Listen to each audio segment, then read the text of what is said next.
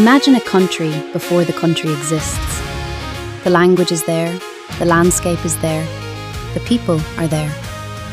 What they are still learning is how to stand together and say, "This is our country." Then someone writes them a memory.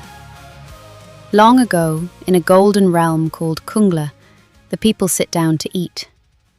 A Gandalf-looking mythical figure called Vanemuine steps onto the grass. In Estonian national mythology, he is the ancient god of song. He carries a kannel, the Estonian plucked zither, and begins to play. Birds catch the tune, trees catch it, the animals, the forest, and the sea join in. Finally, the Estonian people sing. It is a creation myth with very good audience engagement. This is Kungla Rahvas, usually translated as the people of Kungla.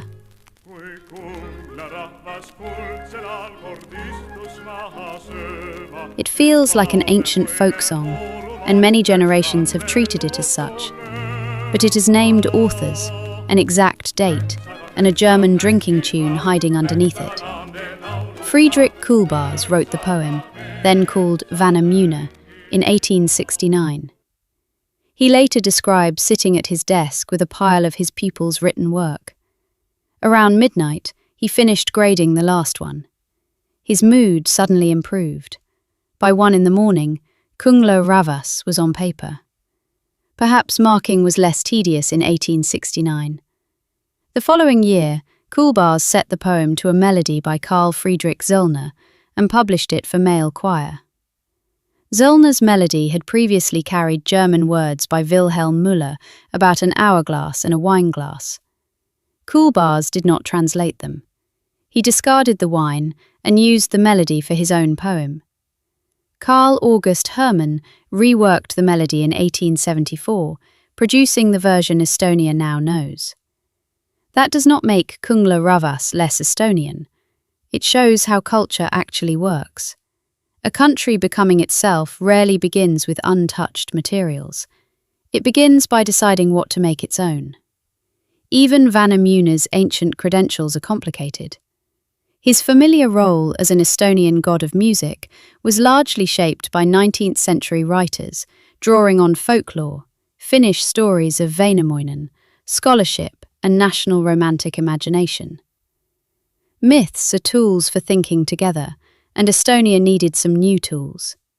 The name Kungla was first printed in 1852, only 17 years before Kuhlbars wrote the song.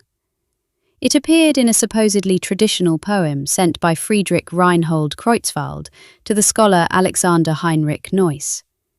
Kreutzwald then used Kungla repeatedly in Kalevipoeg, the Estonian national epic, and in his popular collection of fairy tales. In Kalevipoeg, the king's son from Kungla arrives with 50 horses and 60 coachmen to court Linda. Later, Kalevipoeg is advised to seek a bride there. Its halls are imagined in gold. So where was Kungla? Kreutzwald originally thought it was simply an Estonian El Dorado. Then, in 1859, he read an account of the fabulous wealth of medieval Visby on the Swedish island of Gotland. According to the story, pigs in Visby ate from silver troughs, and women spun thread with golden distaffs. Kreutzwald suddenly wondered whether Gotland was Kungla. He wrote to a linguist asking him to consider the theory. Unfortunately, the reply has not survived. The name may be connected to Scandinavian words for a king, kungen. Friedrich Kuhlbars admitted that he had not investigated the question very deeply. In the song, none of this matters.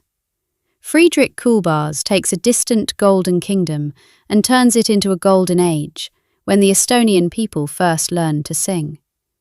The timing is important. The first Estonian song celebration had taken place in Tartu in June 1869. It brought together 878 male singers and brass players, performing in Estonian as part of the National Awakening. There was still no independent Estonian state, but newspapers, schools, societies and choirs were connecting Estonian-speaking communities across the country. Independence came in 1918. 3 decades later came another war and occupations. During Soviet rule, song celebration programs were used for propaganda. Songs explicitly celebrating independent Estonian statehood could be banned. But the festivals still brought tens of thousands of Estonians together to sing in their own language. Kungla Rahvas had an unusual advantage. Its patriotism was directed towards a mythical kingdom rather than the Republic of Estonia.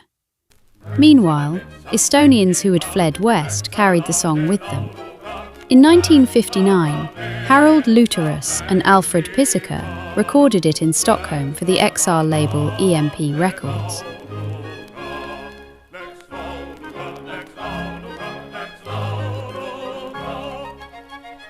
In 1988, the Tallinn Song Festival grounds became one of the main stages of the singing revolution. Gatherings grew until hundreds of thousands of people were singing together. Estonia restored its independence on August 20th, 1991. In 2010, the Estonian rock band Blackie took it to Rock Cafe. The guitars reveal what the chorus knew all along. This melody was built for volume. Vanemuine has plugged in, and the meadow seems perfectly happy about it.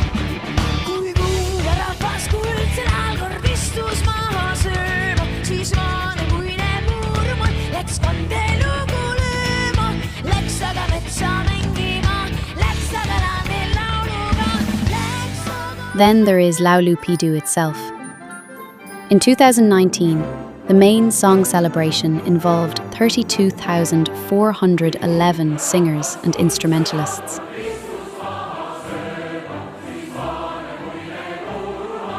The performance lasts only a few minutes. Producing it requires years of local rehearsals, children's choirs, village choirs, conductors, teachers, and thousands of people learning when to breathe at exactly the same moment.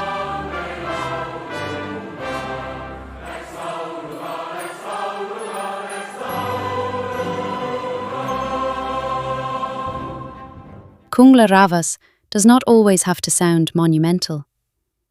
For the 104th anniversary of the Estonian Republic in 2022, it was rearranged as swing.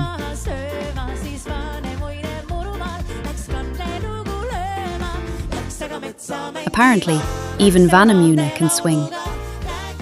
After more than 150 years, the melody is still recognizable.